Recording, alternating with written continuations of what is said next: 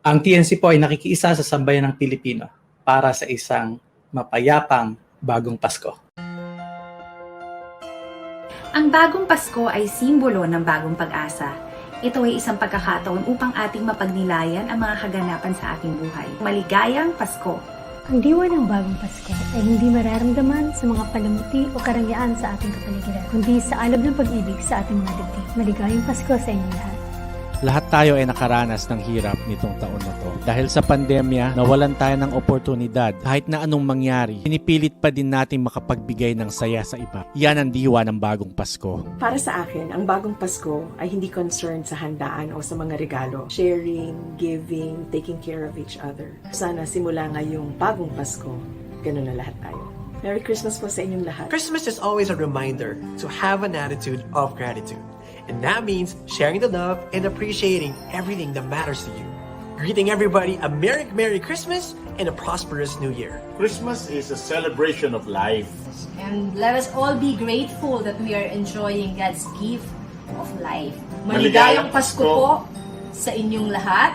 Ang bagong Pasko ay simple at payak, nakasentro sa ating pamilya at sa ating Panginoon. Maligayang Pasko! I want to remind everyone that we should treasure the connection that we have.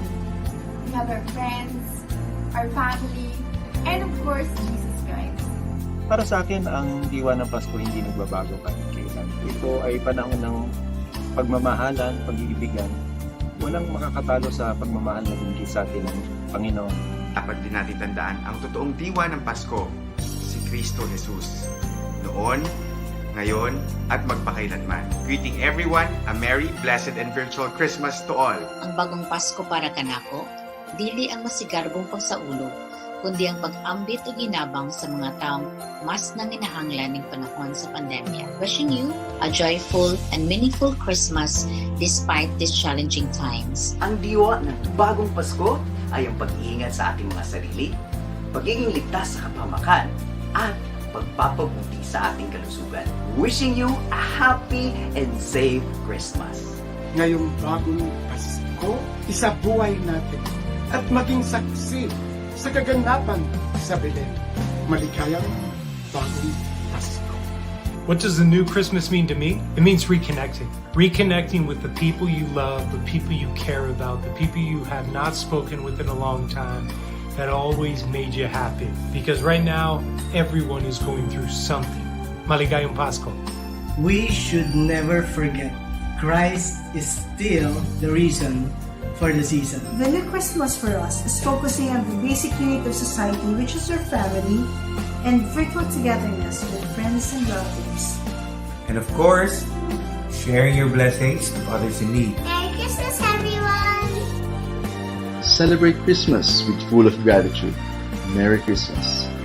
Ang bagong Pasko ay sumisimbolo sa katatagan ng pag-asa. Para sa akin, bago o luma, ang Pasko ay tungkol sa pagmamahal mo sa pamilya mo at pagiging mabuti sa kapwa. Christmas is the season of giving, but you cannot give if your hands are closed. So open your hands and your hearts and give. And your open hands will receive so much more. Wishing you a prosperous Christmas, and remember, financial freedom is in your hands. Christmas is the season of giving. It is best spent with our families. But let us not also forget that this is the celebration of the birth of our Lord Jesus Christ. Wishing you a Merry Christmas and a Happy New Year. Para sa akin, ang diwa ng bagong Pasko ay ang pagkakaroon ng mas madaming oras para sa ating mga pamilya. I think this year we can use this pandemic to have more time with your family. Maligayang Pasko! Christmas is always about sharing and caring, loving ourselves and loving others. Wishing you all a very merry, meaningful, blessed, and healthy new Christmas. Ang bagong Pasko para sa akin, malayo man tayo sa isa't isa, ang pagmamahal ay atin pa rin maipadarama. Maligayang Pasko po at manigong bagong taon sa inyong lahat.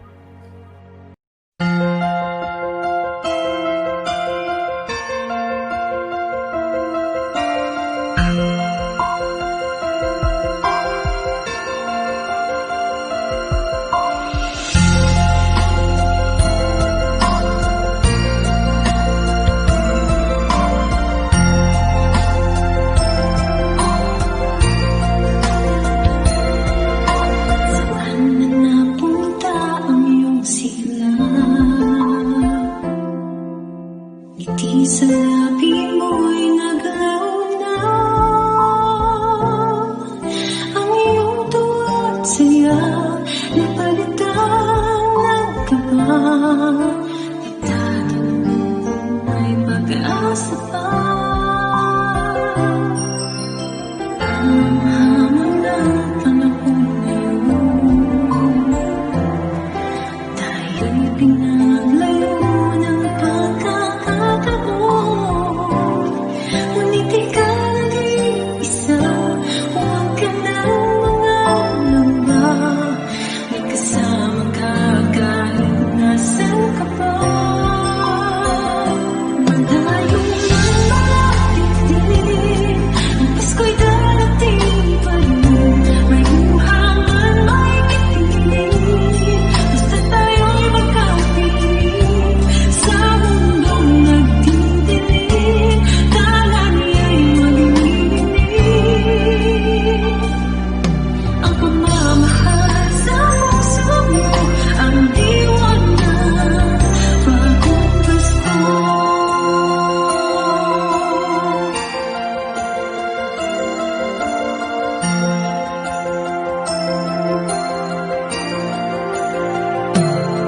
Sabihin mo ang bagong umaga, sa pagkakatapay bumangon ka. Sa Paskong darating, pangarap ay tuloy pa rin. Kapayapaan ang maghahari sa atin. Malayo man malapit din, ang Pasko'y darating pa rin. May luha man may ngitirin, basta tayo'y magkapiling. Sa mundong nagdidilim, tala niya'y maglilimlim. Ang pagmamahal sa puso mo, ang diwa ng bagong Pasko. Kahit na magkalayo, ikaw ang lagi nasa puso. Kahit nasaan ka pa, tama pa rin ang pagsinta. Ang pagsinta, malayo man malapit din, ang Pasko'y darating pa rin. May luha man may ngitirin, basta tayo'y magkapiling. Sa mundong nagdidilim, tala niya'y maglilimlim. Ang pagmamahal sa puso mo, ang diwa ng panayo man malapit din. Ang Pasko'y darating pa rin. May luha man may ngitirin, basta tayo'y magkapiling. Sa mundong nagdidilim, tala niya'y maglilimlim. Ang pagmamahal sa puso mo, ang diwa ng bagong Pasko.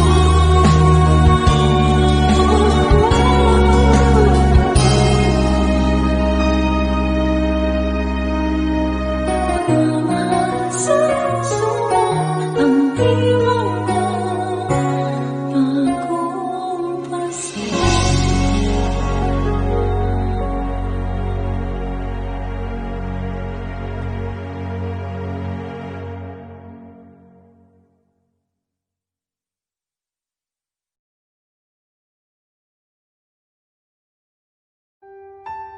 The new channel.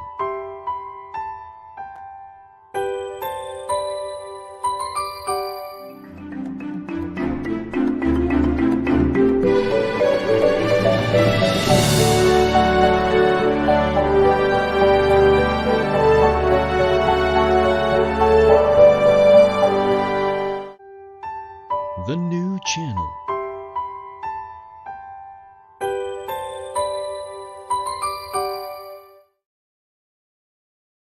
The views, opinions, and insights expressed in the following show are those of the hosts, producers, guests, and viewers. They do not necessarily reflect the position of the channel. Viewer discretion is advised. Hello there, welcome to the new channel. We are here to help you see the new you. My name is Lloyd Luna, and this is The Big Picture.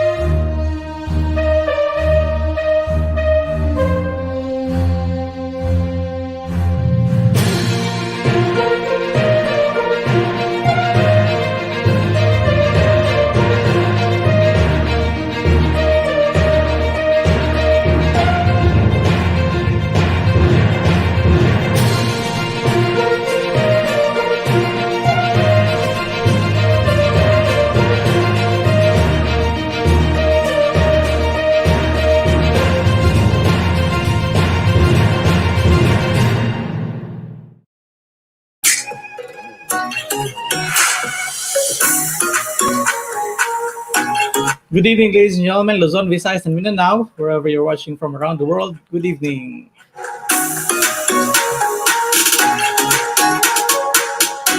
Welcome. Tonight's episode will be interesting and at the same time inspiring and maybe even enterprising.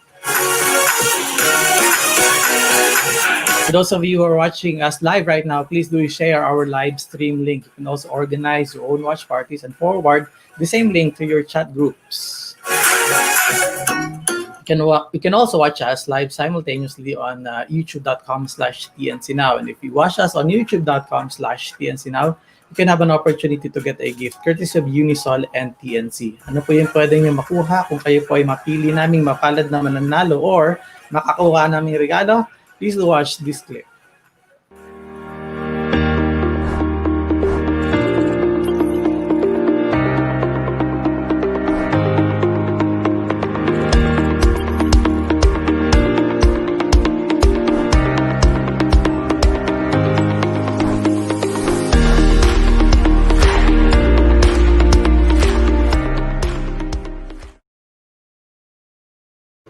A washable face mask courtesy of Unisol and TNC that's worth 800 pesos if you're living within Metro Manila and you become our lucky viewer for tonight. Delivery is on us.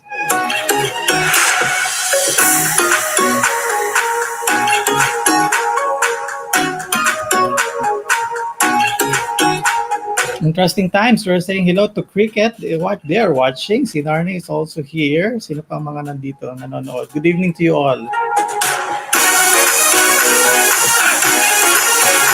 Well, thank you so much for tuning in.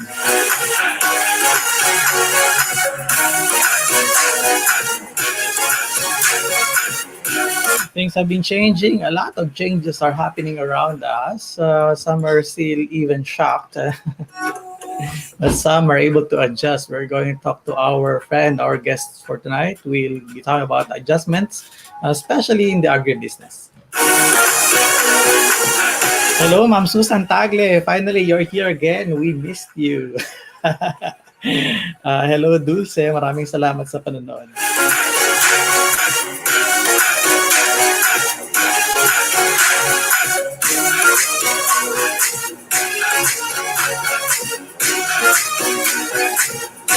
Hello, Loreto.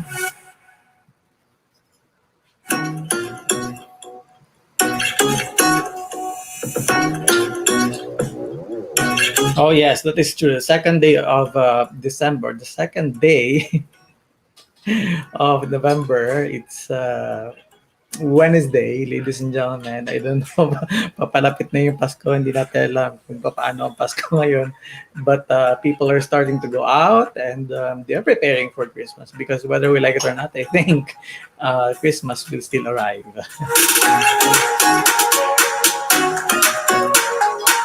But nonetheless, this is also the last month. So I guess we can plan out our 2021 because 2020 is expiring very soon, but many of us are still confused, disoriented. So maybe December can be the best time for us to plan out what's gonna happen in 2021. The things we can control, no? Yun yung planuhin natin.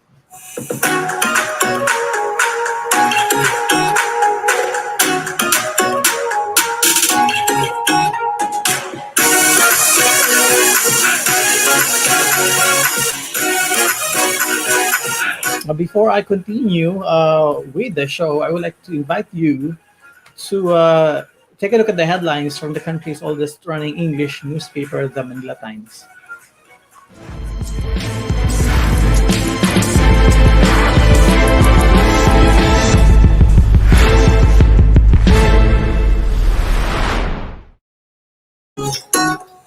Chief Justice opts for early retirement.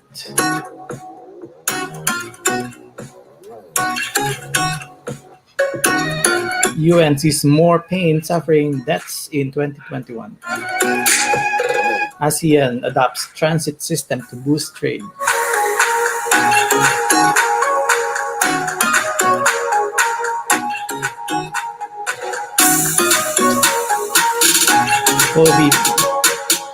COVID vaccine roadmap, key to recovery, go. US commits 875 million pesos for HIV/AIDS fight. Duterte thanks Australia for support on SES win. House reports 98 COVID cases.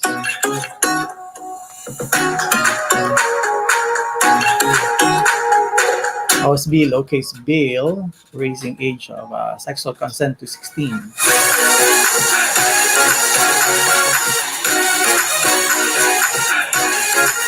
And PH manufacturing nears stabilization in November. Headlines presented to you by the Manila Times. For more news and information, please go to manilatimes.net or download the application at digitaledition.manilatimes.net.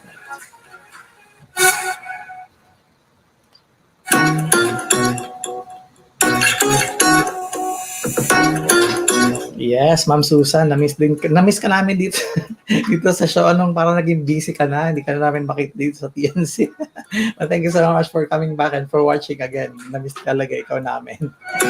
Na-miss ka talaga namin. Okay, now for our guest for tonight, ladies and gentlemen, he is representing Don Victor. Siyempre, ang ating guest ngayon ay may-ari ng Agbeam Farms Incorporated. Let's bring in Luis Macalincag. Hi, Luis. Good evening, and thank you so much for coming to the big picture. Appreciate your time. Hi, Sergeant Lloyd. Thank you for having me. It's interesting times, right? Again, I would like to thank you. We're honored that you're here because you will be talking to us a lot of insights as well as inspiration. Because as I said prior to the opening, I said, well, maybe this is also an inspiring episode. At the same time, enterprising, because definitely we're going to talk about business here, especially if we are talking about 2021 and we're going to prepare for it. The first thing that I would like to ask is, how have you been? This is the last month of the year. How are you? Well, thank you for asking. I'm actually okay. Of course, it's very challenging for everybody, but of course, the fight goes on, and we all have to play our part and help out in every way that we can. So we just have to hang tight and keep on going. Interesting, no, March. No, where were you at the time, and what was your initial reaction when you heard about quarantine or lockdown? Nandyan ka ba sa Laguna or nandito ka sa Manila nung time ng nag-lockdown? Actually, when during March, I was actually in Taguig, so I was living in Metro Manila.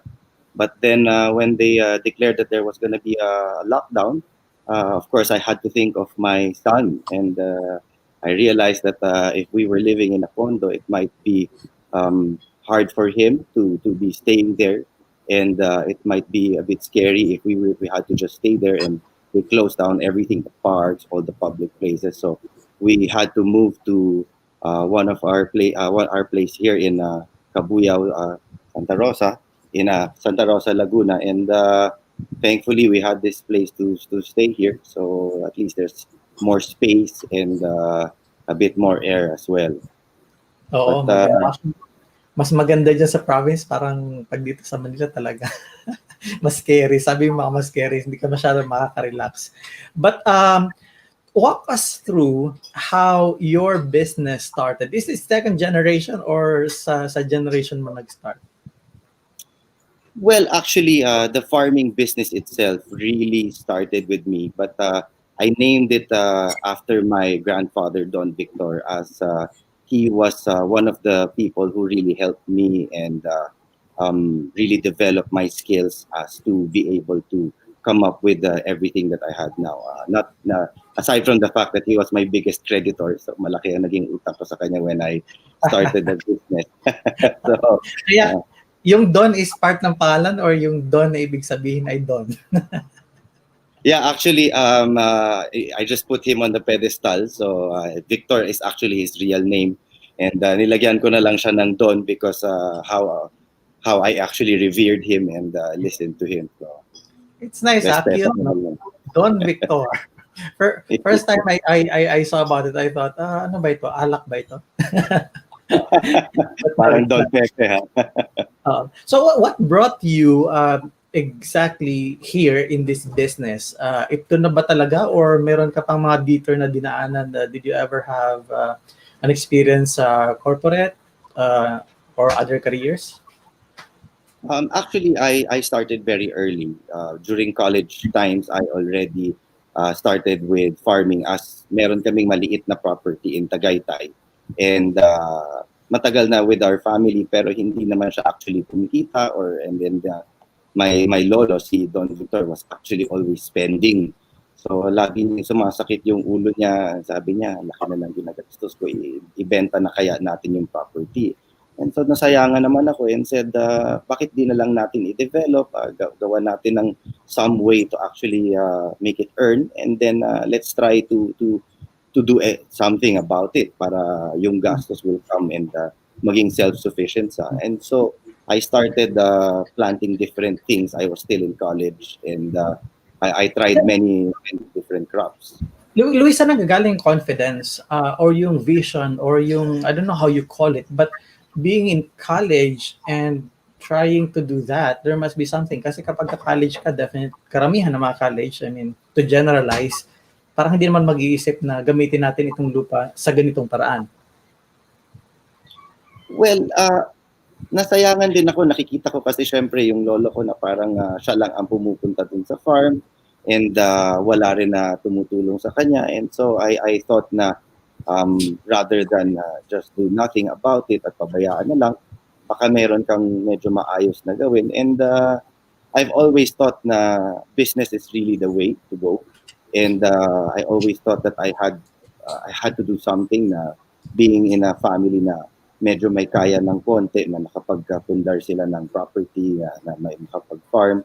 And so instead of just being a taker, kailangan meron ka rin dapat gawin at ibigay sa tao na maging part ka din at maging constructive ang effort mo at ang oras mo, hindi lang puro kabig lang at puro hinga lang ng oxygen. Magbigay din at so naisip ko na i-develop at sarap pa naman mag-inhale dyan sa part na yan ng Cavite. What were you taking at the time? I mean, lalo na ngayon, malamig na. What were you taking in college? So I was actually taking I was taking entrepreneurship and economics both at the same time. And as the business got serious, of course, I had to take up agriculture as well, farm management, para maging related. Pero so, yung pagtulong mo nung time na yon, may kinalaman na yung course na kinukuha mo nung time na yon or hiwalay pa rin talaga siya? Nothing. At that time, I was just really learning the ropes, economics and entrepreneurship lang ang ginagawa ko. So it really had nothing to do with the farm. So para naging OJT while I was studying, sabay na rin siya. Oo, very nice. So after college, right after college, diretso na dyan sa business na yan. Hindi ka na kumuha na experience somewhere. Yes, actually everything that we developed came from an answer basically to issues and problems that we were facing as we went through the business. So nag-start ako mag-farm, and then na-realize ko na ang hirap ibenta nung product lang na iisa lang, and so nag-create ako ng trading company sa Metro Manila to supply fruits and vegetables to mga restaurants, until I realized na it was a bit hard to carry all of the products, and so we have to just focus on one thing na okay, and go big on that. And so slowly from a few products to about 200 products and back to one product, and we developed everything as we went. So you're telling us it's okay to experiment. Kumbaga, i-try mo muna, and then kung ano yung nag-work, parang process of elimination. Yes, I think definitely everything comes from experience, and everything you learn in theory will be theory unless you try it out. Diba? So kailangan you are willing to try new things. You have to be willing to fail many times, diba? And hindi ka naman din pwedeng panalo palagi. So nung una nag-start ako lugi pa, and hindi din masyadong kumikita until we were able to develop something na naging mas okay. And so actually kaya nga naging very heavy ang dependence ko kay Don Victor, because nung una at nalulugi pa ako, pinautang niya ako ng pinautang hanggang sa nakabawi kami at nakabayad din. So sana lahat. Saan ba nakakita ng mga ganyang lolo at mapuntahan natin? Oh, very nice.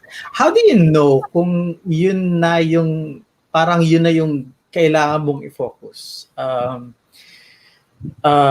Nanggagaling ba siya dun sa experience mo, or saan siya exactly nanggagaling? At paano mo siya nakikita? Paano mo mo ba yun, or I may not be able to speak for everybody, but mine kasi was quite a spiritual journey.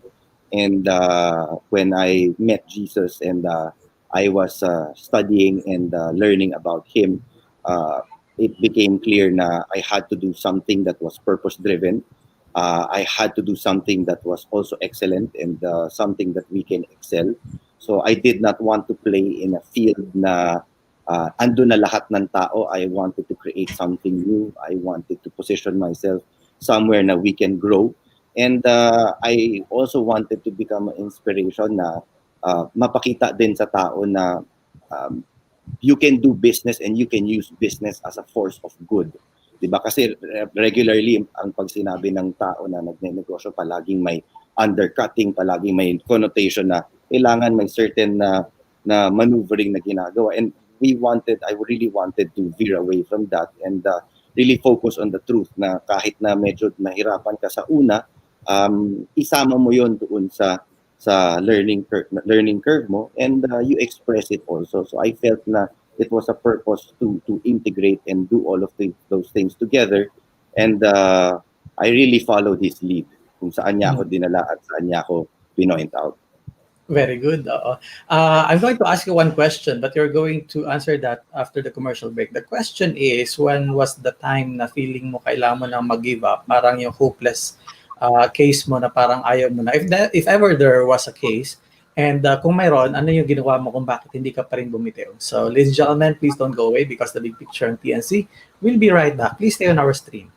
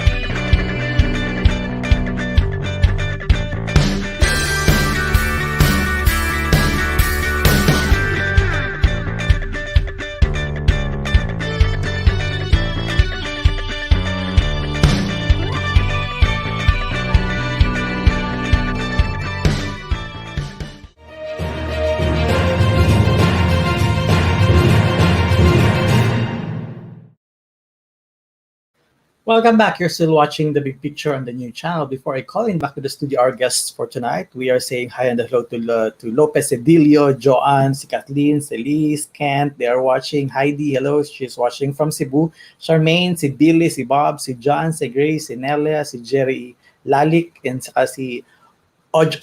Wala ba si Jojo ito? Oj, Reco Puerto. Oh. Siguro may tinataguan to kasi binaliktad yung pangalan. Normally, pag nagtatago ka, nabaliktad yung pangalan, judgmental. But thank you so much for tuning in, and I hope you're enjoying the show and you're getting inspiration from what we are doing here. We still encourage you to forward the same live stream link to your friends and associates so that they can watch the same inspirational show. Now, again, we'd like to invite you to watch our other shows on TNC. They are highly inspirational and there's always something for you here. So iba't ibang genre, iba't ibang klase ng show, iba't ibang mga experts, 27 different shows since we started in May, and now we have more than 30 hosts that we are keeping here on the new channel. So iba't iba pong shows yan. You can just follow our channel on youtube.com/TNCnow and facebook.com/TNCnow para makita yung mga schedule na mag-fit sa inyo. At the same time, kung ano po yung feeling ninyo, gusto nyo mapanood at makakatulong sa inyo. In the meantime, before I call in back Luis in the studio, and for you to understand exactly what Don Victor, talaga Don Victor means, ang kanyang business, please watch this short clip. Don Victor's vision is to help restore the country's agricultural industry and to drive the nation's success in becoming the frontrunner in dragon fruit production. Through its Build a Farm program, Filipinos, including overseas workers, can now participate in our vision. Our program allows Filipinos to build their own dragon fruit farm. You, your family, or group of friends can fund a dragon fruit farm. You can either opt to use your own land or use Agbeam's land. You may choose to manage your own farm or allow Don Victor and its team of experts to run it for you. Don Victor's team will aid you in farm development and give you exclusive access to relevant information, protection, and technology, including our own Q2 technology, ensuring both quantity and quality in produce. As part of Don Victor's buyback program, all produce of your dragon fruit farm will be purchased by Don Victor for distribution across local and international markets. Through our members portal, you can access, manage, and monitor your farm and its harvest from anywhere in the world. To learn more about our end-to-end Build a Farm program, visit our website at www.donvictorfarms.com or contact us at 63977-473-8098. All right, ladies and gentlemen, bago natin ituloy yung pag-uusap tungkol dyan sa business niyan because that got my attention. That got my attention. Let's bring back Luis Macalincag, Agbeam Farms Incorporated. So back to my question, bago natin ituloy yung business model na yan, may time ba sa buhay mo na gusto mo na mag-give up? And kung meron, kailan yun? And ano ginawa mo kung bakit hindi ka nag-give up? Yes, actually, there was a time when we were transitioning. So when I had the trading company and selling fruits and vegetables to different hotels and restaurants in Metro Manila, nakita namin that the hardest part was actually collecting, and nahirapan ako to collect a lot, and umabot kami sa point that yung iba did not even pay. So I had to close down the business, and this was also the same time that I was about to get married, and so parang it was very hard na magsasarado ako ng negosyo, and then I had to get married, and so gagastos ka, and parang at that point parang hindi ko masyadong alam na saan ako pupunta, paano ko gagawin, at paano itatawid. And siyempre kine-question mo din na, Lord, dito mo ko dinala, pero paano na ngayon? Napababa ako, anong gagawin ko, at saan ako ngayon pupunta. And at that point, nagkaroon ako ng level of seeking and really understanding kung ano ba talaga ang magiging next step. And when we tinignan namin talaga yung financial issues and lahat ng mga nakita ko na problema dun sa negosyo, nakita ko na the dragon fruit was always doing well. all throughout the time na nagsusupply ako ng fruits and vegetables, yung mga ibang crops was up and down. Pero si dragon fruit all the time, the whole 7 years na inoperate ko yung business, palaging kumikita yung dragon fruit, palagi akong sold out, hindi ako nagkakaproblema. And so I realized na bakit ko problemahin na dito ako palagi na ipinipilit ko lahat gagawin. Bakit hindi ako mag-focus sa isang bagay at gawin ko ng maganda at gawin ko ng malaki? Para that way, ang efforts ko is concentrated on one thing and mas, of course, ang efforts and resources as well kasi limited na ako at that time. And yun, so from then on, dun ko ngayon ipinasok na dragon fruit na lang ang gagawin ko and I can use Speaking of dragon fruit, I think unang na-introduce sa akin, hindi ko alam, ang recollection ko, kung tama ako, is sa Rizal. I think there was a farm there na yun yung nire-raise nila. But that's many years ago, siguro mga 2009, 2010. And then natandaan ko siya because when I was in Kuala Lumpur in Malaysia, I think nahainan din ako ng dragon fruit. Yun lang yan ako. And I didn't realize na dito sa area ninyo, sa farm ninyo, is yan na yung talagang ginawa niyong focus. And seeing the video, I thought, wow, there's something that I guess people should be interested in finding out how to get involved. So what's the inspiration behind this kind of business model? Well, as I was going on, nakikita ko na everything was always being sold out. Lahat ng sizes ng fruit I was able to sell. And when I dug deeper na iniisip ko, baka fad lang yan o baka nauso lang. After a while, baka mawala na yung demand. So mahirap to really jump in. But when I dug deeper doon sa mga data, I found out that Vietnam was actually one of the largest countries to produce dragon fruit. And in 2016, they were exporting about mga $32 million lang ng dragon fruit. But by 2016, umabot na sila ng $1 billion.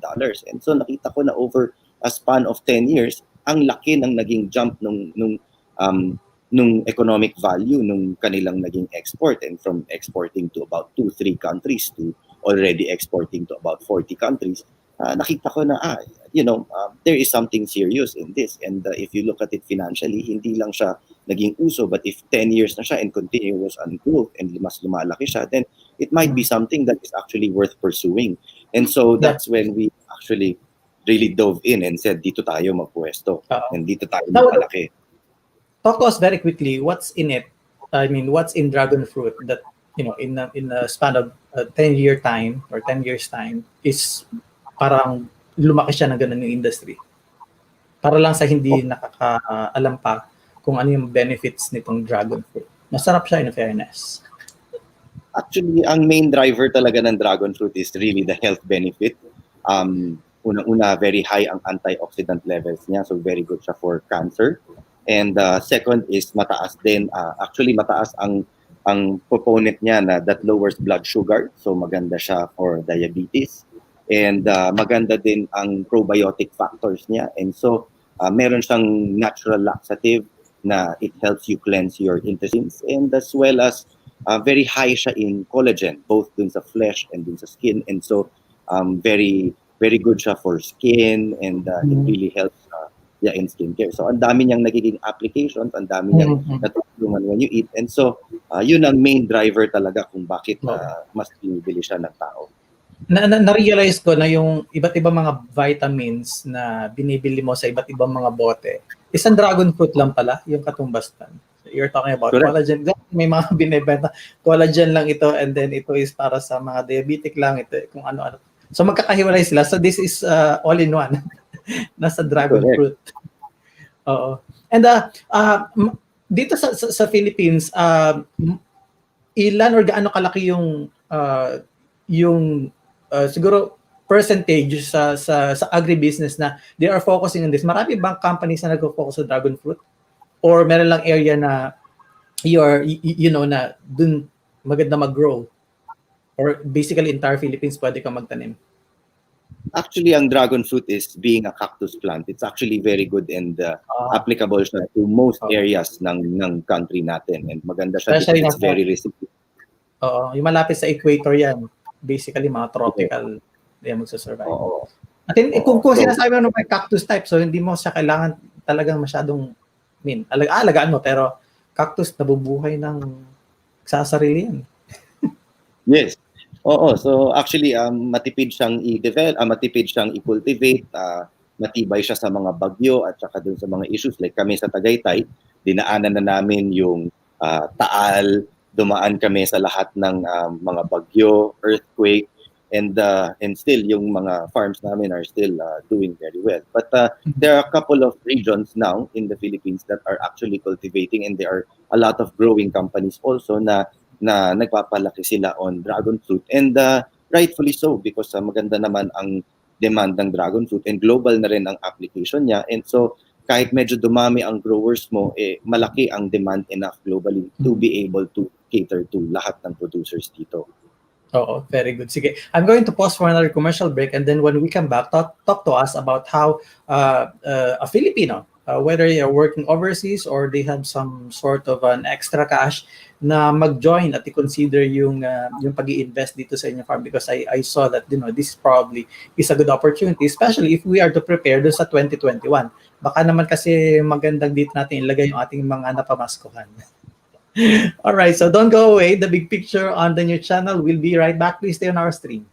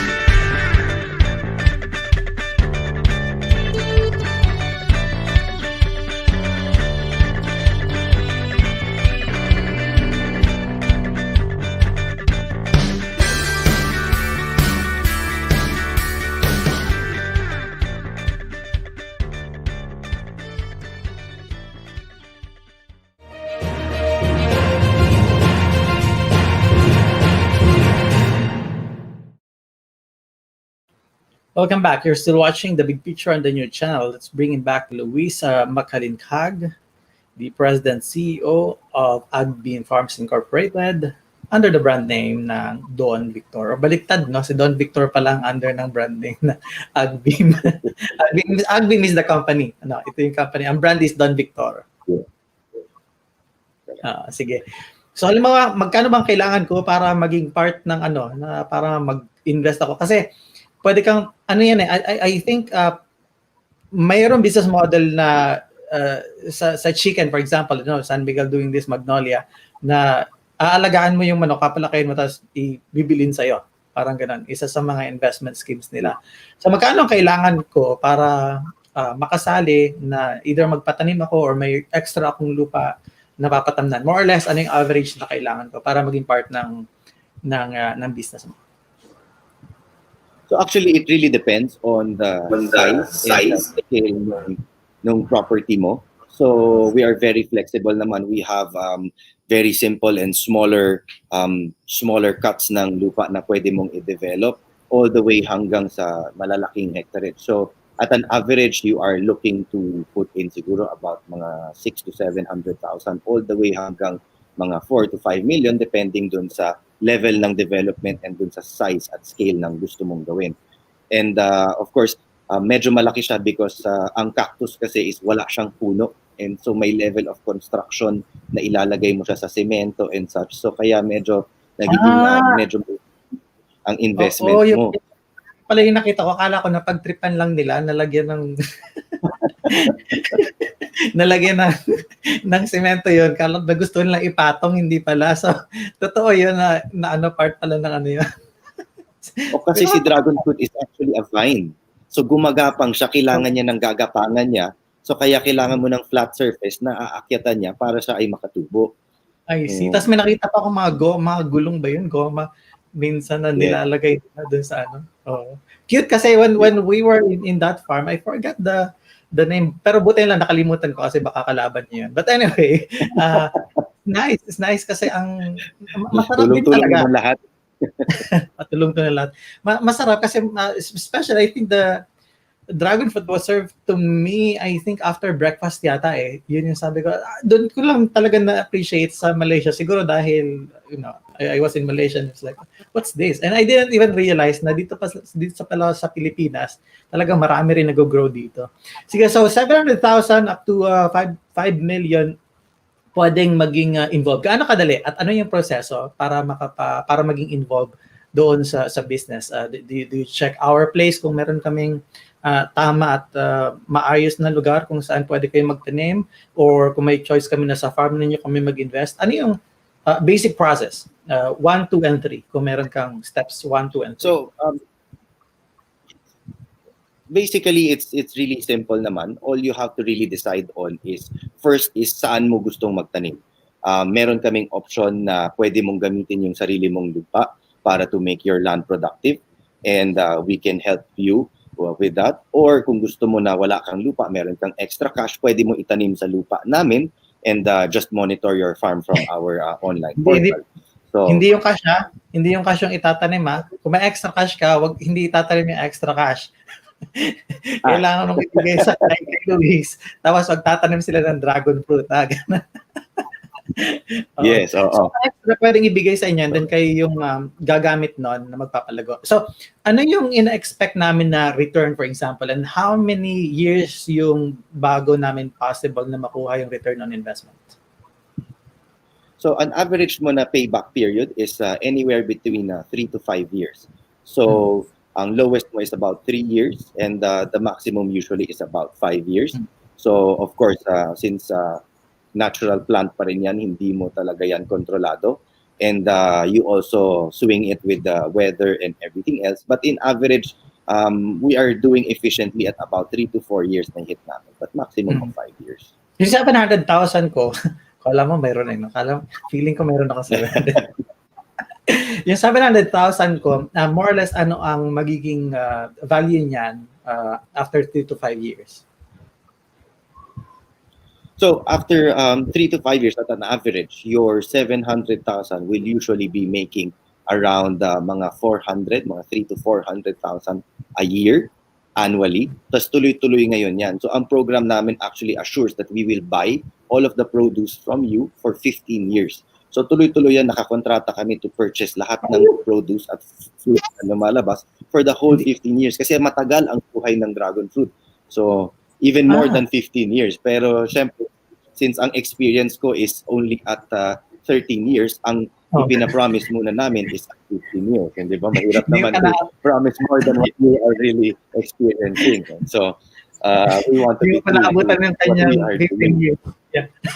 Hindi pa naabutan 15 years niya. Ganun katagal. Pag nagtanim ka na isang dragon fruit, yun yung kanyang buhay, 15 years. Oo, tsaka one time lang ang pagtanim mo doon, so hindi ka na magtatanim ulit. So since vine siya, prune ka na lang ng prune at putol ka na lang ng putol. And tuloy-tuloy ngayon ang bunga mo. At kayo na yung bahala doon, di ba? I mean, if I give you my 700,000, kayo yung magme-maintain doon, etc., etc. Yun ba yung understanding ko doon? Well, yes, you have two options with that. So kanina we were talking about the choosing between kaninong lupa ang gagamitin, kung sa inyo or sa amin. But the second thing that you will decide on is basically sino ang gusto mo mag-manage. So if gusto mo na kami ang magpatakbo, pwede kami ang mag-take on ng management contract to keep the land productive. But if mas enterprising ka and you want to do it yourself, then we also have a comprehensive 2-year training period na tinuturuan namin kayo na step by step, may hand-holding period yan, na the whole time, throughout lahat ng stages nung crop cycle, nandun kami sa tabi mo at talagang guiding you all the way para to make sure na you will be doing it correctly, and of course yung quality requirements na kailangan natin para sa mga consumers natin. Oo. Kasi kayo yung bibili, no? Siyempre yung quality kailangan yung reassure. So depende pala depende sa katamaran mo, sa level ng katamaran mo. Kung medyo tamad ka, magbigay ka tapos lupa nila sila pag-manage mo. Pero ang effect nun is yun nga, yung return sa'yo mas malaki kung enterprising ka, sabi mo. So you do it with your assistance and then 15 years bili pa rin kayo ng bili. Sa akin kung ako yung may lupa at ako yung nagmamanage at the same time. Correct. Siyempre, mas malaki ang magiging income mo if ikaw mismo ang gumagawa at kayo nag-operate because hindi na kayo gagastos para i-hire kami to do the management. Kasi siyempre, hindi naman din kami pwede. As we speak, sino yung mas maraming percentage? Yung nagbibigay lang sila ng investment or yung meron silang lupa na sila yung nagmamanage? Surprisingly, actually, halos pantay-pantay ang nagiging pasok namin ng mga tao who want to grow. Kasi iba-iba din ang nagiging profile ng mga tao na nagiging interesado. And ang nagiging bago namin ngayon na up and coming na trend is really, especially which is also our advocacy, which is to bring in new generation farmers. And so, madami na in-encourage namin na yung mga parents na may mga naipundar or may lupa, yung mga new generation na mga ka-age natin,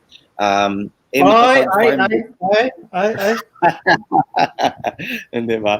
So, sigurado ka din makapag-farm. Sigurado. Sige na nga. Wait lang, bago ka magpatuloy, which is good. I mean, kasi yung farmers atin sa Pilipinas, unti-unti na nawawala. I mean, as in, hindi ko alam, one day siguro wala tayong farmers. This is the best time to encourage them to be farmers, entrepreneurs at the same time, di ba?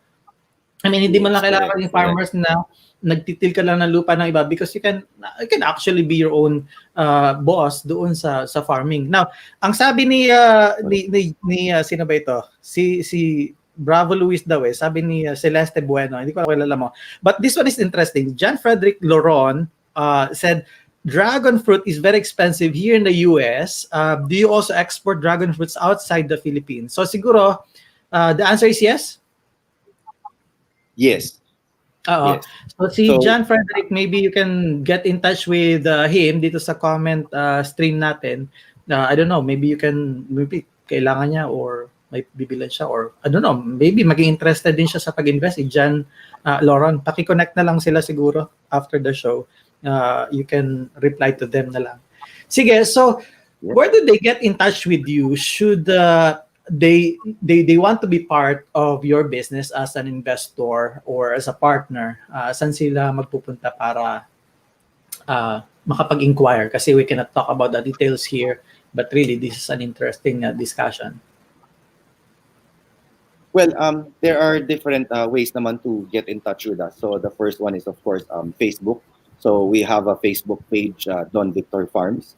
And then we also have a website na donvictorfarms.com or agbeamfarms.com. It routes to the same website. Kami pa rin yun. And then we also have a number doon sa video na pinlay natin. And we have actually a couple of numbers. Would you want me to also put in some of the numbers here? Our social media team and managers can write them down na lang. So siguro sa comment stream na lang nila makita yung numbers, saka yung details. But the websites are good. I mean, Don Victor, is it donvictorfarms.com? Website again? So both ang website and ang Facebook page are both Don Victor Farms. Sige. Okay, good. So finally, before I let you go, I hope you can be back for another interview na mas mahaba na siguro. Let's focus on the business probably. I don't know, if not this month, next year, 2021. The things that are happening right now in business, the way you are looking at it, the way they are run, they are managed, and they are adjusting to the new norm. What do you think is the big picture? Well, nowadays it really depends on which angle you are looking from. But from the big picture, it's really more on moving forward. I mean, we cannot fall backwards. We always have to fall forwards. And so, wala naman may gusto na nandito tayo sa pandemic, and we wouldn't wish this on our worst enemy. But we still have to move forward from here. and we have to have hope and believe that there is a purpose and there are bigger things for us. And so the in doing that and finding also yung skill at kung saan natin pwedeng i-apply ang sarili natin will really be the best thing so that we can fall forward and grasp kung ano ang magiging new normal para sa atin. Dahil hindi rin naman yan magiging pare-parehas at magiging angkop yan doon sa kani-kanilang mga sitwasyon. Okay, very good. Marisa Nicanor is saying, good job, Luis. So I think mga followers na ito, no? How much did you pay them, by the way? How much did you pay them, if ever? ilang kilo ng prutas. Ilang kilo ng prutas, oo. Sana makapunta ka sa farm mo if things are settled na. Malapit lang naman yan, Tagaytay, isang biyahe lang yan. Hopefully I can see you there in the farm.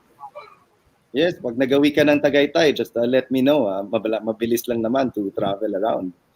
Oo, sige.